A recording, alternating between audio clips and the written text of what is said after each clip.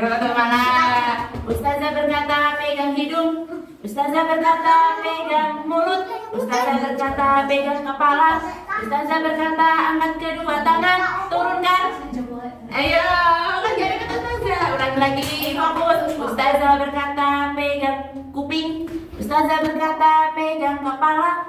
Ustazah berkata pegang perut. Tepuk tangan. Ayo. Berkata. Konsentrasi lagi, saya lagi. Konsentrasi. Konsentrasi. Ustazah berkata pegang pundak. Pijat-pijat. Fokus. Sudah kata ustazah berkata. Lagi. Ustazah berkata pegang mulut. Ustazah berkata pegang pundak. Ustazah berkata pegang kepala. Ustazah berkata angkat kedua tangan. Ustazah berkata turunkan. Turunkan. Santri siapa hari ini yang sudah membantu kedua orang tuanya? Membantu apa Mbak Amel? Membuang sampah. Membuang sampah. Oke, hebat. Mbak Eli membantu apa? Membantu lihat.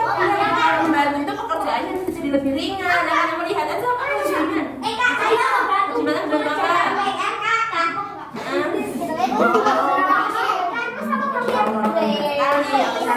Apa bantu apa? Membersihkan piring, mencuci piring ya? Iya, hebat sekali. Apa Mas? Membantu mengerjakan WM. Oke.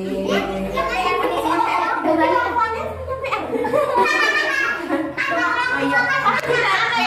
PR kan pekerjaan rumah ya. Orang tuanya kan juga punya pekerjaan rumah ya. Cuci piring, cuci baju itu kan pekerjaan rumah. Oke, jangan lupa ya selalu senantiasa berbakti kepada orang tua. Santri, ini kita akan belajar kisah Nabi Yunus. Nah, jadi zaman dulu itu Nabi Yunus itu diperintahkan Allah berdakwah di kaum namanya kaum Ninawa. Kaum apa? Dia berdakwah di kaum Ninawa, tetapi orang-orangnya di situ tuh tidak mau mengikuti ajaran Nabi Yunus, sehingga akhirnya Nabi Yunus pergi meninggalkan kaum itu. Nah, pergi naik kapal. Tapi kalau perginya tanpa izin Allah itu kiranya benar apa belum? Belum. Maka ketika di kapal itu Allah memberikan sedikit peringatan. Terjadilah sebuah badai. Nah, ketika terjadi badai itu kita harus mengambil daya yang lebih ringan. Akhirnya dipilih, diundi nama siapa yang harus keluar dari kapal ini.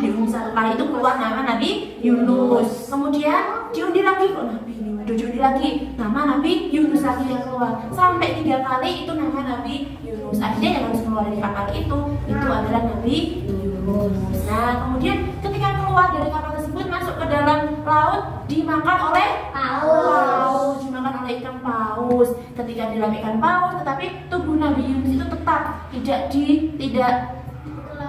tidak terpotong gitu, tetap atas izin Allah. Jadi hanya di dalam tubuh ikan saja. Nah, ketika di dalam tubuh ikan, Nabi Yunus merasakan 3 kegelapan. Yang pertama ada gelapnya malam, yang kedua ada gelapnya dasar lautan, kemudian yang ketiga ada gelapnya perut ikan. Nah, kemudian setelah itu Nabi Yunus tersadar. Dia tuh dengar suara ikan-ikan kecil itu pada berzikir. Nabi Yunus sudah tersadar bahwasanya tadi itu beliau meninggalkan kota tersebut belum atas izin Allah. Maka di sana beliau terus beristighfar dan berdoa. Doanya la ilaha illa anta subhanaka inni kuntu minadz dzalimin. Nah, maka ketika kita berada di dalam kesulitan itu kita bisa membaca doa tersebut. Gimana tadi doanya? La ilaha illa anta subhanaka inni kuntu minadz dzalimin. Seperti itu. Paham? Santri. Nah, jadi yang bisa kita petik dari peristiwa tersebut itu ketika kita melakukan kesalahan itu kita bisa meminta ampun kepada Allah, dan pasti Allah itu akan memaafkan jika kita itu meminta maafnya dari dalam hati. Seperti itu. Paham ya? Paham. Kenapa? Nah, ya ketika dia meminta ampun kan beristighfar terus membaca doa itu, akhirnya Allah keluarkan beliau dalam perut ikan tersebut. Jadi keadaannya lemas tetapi tetap utuh badannya. Seperti itu. Apa? Terus? Renang. Enggak, langsung dikeluarkan di daratan. Jadi nggak renang ya. Berarti itu ya?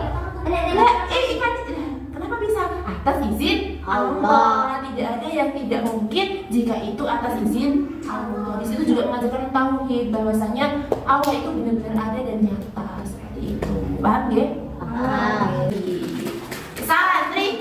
Paham, wajib dijawab. Silakan jawab dengan kompak. Usia